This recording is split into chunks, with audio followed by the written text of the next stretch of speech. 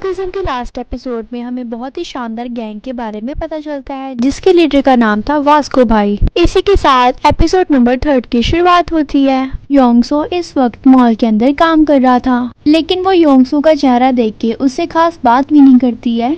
Even वो हल्की से स्माइल भी पास नहीं करती उसे।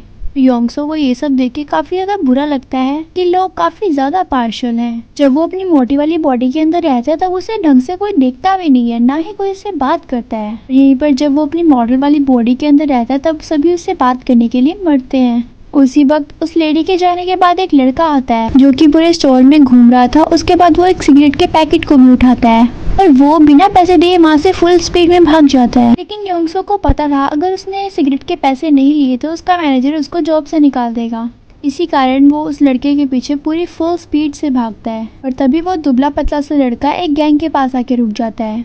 पता चलता है कि ये तो योंगसो के क्लास के बच्चे हैं जो कि उस दूसरे बच्चे को बुली कर रहे हैं और उन्होंने ही उस लड़के को सिगरेट चोरी करने के लिए कहा था। और जब योंगसो वहाँ पे पहुँच जाता है तो वो सारे मिलके योंगसो को भी बुली करते हैं। वो योंगसो को कहते हैं लगता है कल इसका पेट नहीं भरा तभी ये आज भी इंसल्ट कराने आ गया है।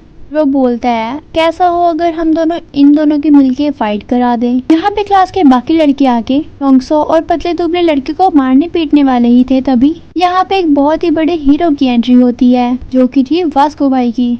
वास्को भाई को देखते ही यहाँ पे तीन लड़कों की फट जाती है। डर के मारे वो वास्को भाई से कहते हैं वास्को भाई आप यहाँ पे क्या कर रहे हो। पता लगता है कि वास्को भाई की तो बहुत ज्यादा बढ़िया पर्सनालिटी है और वो इन लड़कों को डराते हैं और कहते हैं आखिरकार तुम कब सुधरोगे, तुम लोग जाओ यहाँ से और आज के बाद इन लड़कों को कभी परेशान मत करना। और उसके बाद योंगसो कहता है वास्को भाई तो बहुत ही ज्यादा अच्छे लड़के हैं, आखिरकार उन्होंने हमारी जान बचाई। और उसके बाद वो लड़के वहाँ से भाग जाते हैं। उसके बाद योंगसो और वो पतला सा लड़का वास्को भाई को थैंक यू कहते हैं।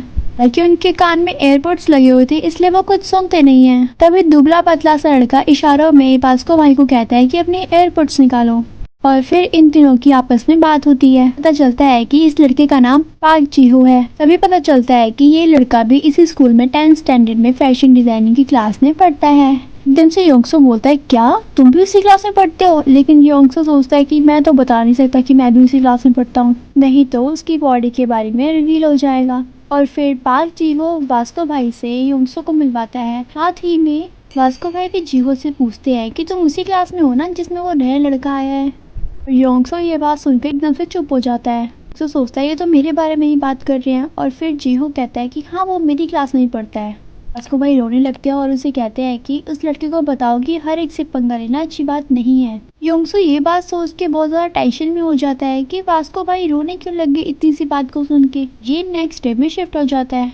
इस वक्त सारे बच्चे क्लासरूम के अंदर बैठे थे। लास्ट एपिसोड में हमने देखा था कि जिंगसो और योंगसो में काफी अच्छी खासी फाइट हुई थी जिस कारण जिंगसो योंगसो से बात ही नहीं करता। ये सारे के सारे कैंटीन के अंदर आ गए थे। फाइनल अब यहाँ योंगसो को वास्को भाई के बारे में बताती है। यहाँ पे जितने भी अच्छे लोग हैं उनको चुन के वास्को भाई ने एक टीम भी बनाई थी। उनके वो लीडर हैं, वो बस ऐसा काम करते हैं ताकि सभी बच्चों की जान बची रहे। या तो फिर हम ये भी कह सकते हैं कि वास्को भाई उन बच्चों को बचाते हैं जिनको सभी मिलकर बुली करते हैं। इतनी ही देर में क्लास के बाकी बच्चे भी आ जाते हैं क्योंकि योंगसो को भड़काने लगते हैं कि आखिरकार वास्को भाई तो पागल हैं, उनको आखिरकार आता ही क्या है, वो तो बस बच्चों के मसीहा बने फिरते हैं। इतनी देर में वास्को भाई अपनी पूरी की पूरी टीम लेकर यहाँ ही पे आ जाते हैं। असल के अंदर योंगसो से बात करनी ही थी। वास्को भाई आते हैं और योंगसो के सामने खड़े हो जाते हैं। योंगसो कहता है कि मैंने कल आपको देखा ही था। इतनी ही देर में वास्को भाई गुस्से हो जाते हैं और योंगसो के कंधे पे हाथ रख के उसे नीचे बिठा देते हैं। ये बच्चे बहुत ही ज्यादा डर जाते हैं कि आज तो योंगसो अच्छी तरीके से पीटेगा। आखिरकार आज तक वास्को भाई का हाथ कोई भी नहीं उठा सका है कि वो तो सबसे ज्यादा स्ट्रॉन्ग है। और योंगसो सोचता है कि आखिरकार ये गलत फहमी क्यों पाल रहे हैं, आखिरकार मैंने तो अभी तक इन्हें कुछ कहा ही नहीं है। पता चलता है कि वास्को भाई का हाथ अभी तक कोई भी नहीं हटा सका था। योंगसो ने एक ही हाथ से अपने कंधे से उनका हाथ हटा लिया। और ये देख के क्लास के सारे बच्चे बहुत ही ज्यादा शॉक में थे कि आखिरकार ये हो कैसे सकता है, आखिरकार वास्को भाई का हाथ कैसे उठा लिया इसने। अभी योंगसो बताता है कि कल मैंने आपके ऐसे दिखने वाले को देखा था, तो बस यही बता रहा था, मुझे लगा कि आप वही हैं इसीलिए मैंने ऐसा किया। मैं आपको हर्ट नहीं करना चाहता। तभी वास्को भाई को इतना ज्यादा गुस्सा आ रहा था कि वो युंगसू को मारने ही वाले थे। तभी उनके एक फ्रेंड आ जाते हैं। वो वास्को भाई को बोलते हैं, अरे वास्को भाई छोड़ो इसको, ये तो बच्चा है, इसने बता तो दिया कि इसने आपकी जैसे दिखने वाले को देखा था, इसीलिए इसने ऐसा किया। चलो कोई बात नहीं, छोड़ो इसको, माफ कर दो इसको। वो वहाँ से वास्को भाई को ले जाता है। तभी उस गैंग से आके एक लड़का उसे कहता है कि आखिरकार तुमने वास्को भाई को नहीं रोका होता, वास्को भाई उस योंगसो की चटनी बना देते। वो लड़का बताता है कि अगर मैंने वास्को भाई को आज नहीं रोका होता तो योंगसो मिलके वास्को भाई की चटनी बना देते। वास्को भाई के हाथ में देखो तो जरा कितना बुरा निशान है। वो लड़का बहुत ही ज्यादा पावरफुल है और वो कुछ भी कर सकता है वास्को भाई के साथ। और तभी इतनी ही देर में सभी क्लास के बच्चे युंगसू के पास पहुंच जाते हैं और उसकी तारीफ करने लग जाते हैं, क्योंकि आज तक ऐसा कोई भी पैदा नहीं हुआ था जो वास्को भाई को हाथ लगा दे। लेकिन तुमने तो आज उनको पीछे कर दिया, तुम कितनी ज्यादा स्ट्रांग हो, तुम कितनी ज्यादा अच्छे हो, सभी उसको ऐसे बोलते हैं। और वो युंगसू को कहते हैं कि क्या तुम हमारी टीम में आना चाहोगे क्या। युंगसू बहुत ही ज्यादा इमोशनल हो जाता है। वो सोचता है कि आखिरकार किसी ने तो मुझे पूछा, टीम में आने के लिए किसी ने तो मुझे कहा आज। और अब तो यहाँ पे हनल भी आ जाती है। ये सभी मिलके युंगसू को कहते हैं कि तुम हमारे दोस्त क्यों नहीं बन जाते, सब लोग एक साथ फ्रेंड्स बनकर रहेंगे। और कैसा होगा अगर तुम हमारे साथ पार्टी करने के लिए चलोगे। और सभी उसको बार बार कहते हैं कि चलो क्लास के बाद पार्टी करने चलते हैं।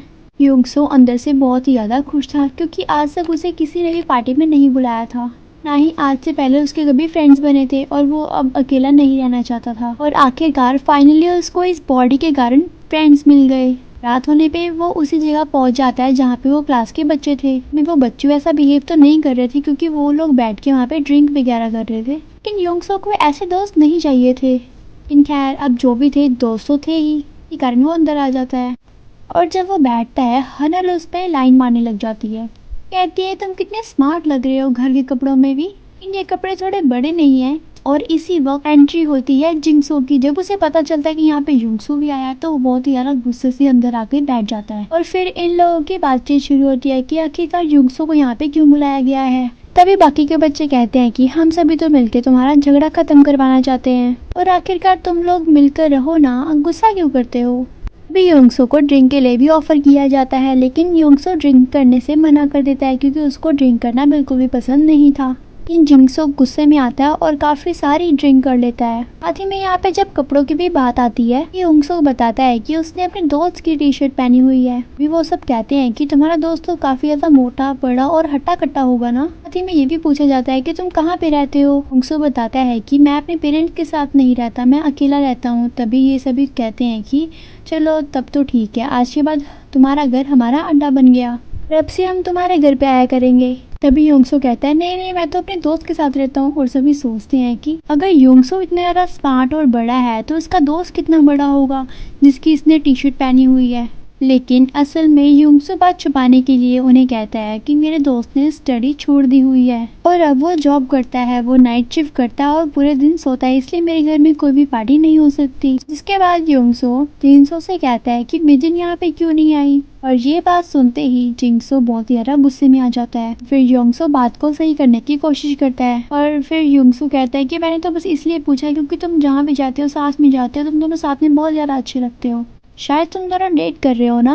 पहले तो सभी को लगता है कि जिंगसू अब फाइट करने लग जाएगा, लेकिन जिंगसू ने इतनी ज्यादा पी ली थी कि वो फाइट करने की बजाय जिंगसू के पास आता है और बहुत ही ज्यादा कॉमेडी करने लग जाता है। और कहता है कि अरे नहीं नहीं, ऐसा तो कुछ भी नहीं हमारे बीच में। और फिर हनल भी क्लियर करती है कि ये दोनों डेट नहीं कर रहे, वो तो बस जिंगसू या जो मिजिन को पसंद करता है। लेकिन मिजिन ने अभी तक अपना जवाब नहीं दिया है। इसके बाद युंगसू जिंगसू से माफी मांगता है, कहता है कि उस दिन मुझे तुम पे हाथ उठाना नहीं चाहिए था, उसके लिए मुझे माफ कर दो। उसके बाद जिंगसू भी उससे काफी अच्छे तरीके से बात करता है, कोई बात नहीं, जो हो गया सो हो गया। जिसके बाद ये मोटे वाले लड़के यानी कि कल के बारे में बताते हैं कि कैसे इन्हें कल रात को युंगसू मिला था, वही पुराना मोटा वाला लड़का, और इन्होंने ही जिहो को सिगरेट लाने के लिए भेजा था।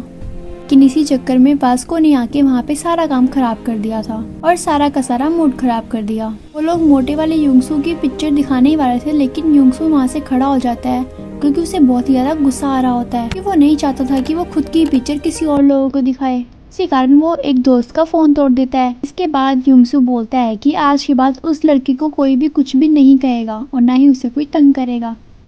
तो इसी के साथ हमारा ये थर्ड एपिसोड यहीं पे ख़त्म होता है। अगर आपको ये वीडियो अच्छी लगी हो तो लाइक एंड कमेंट करके ज़रूर बताना। Thank you for watching. तब तक के लिए टाटा।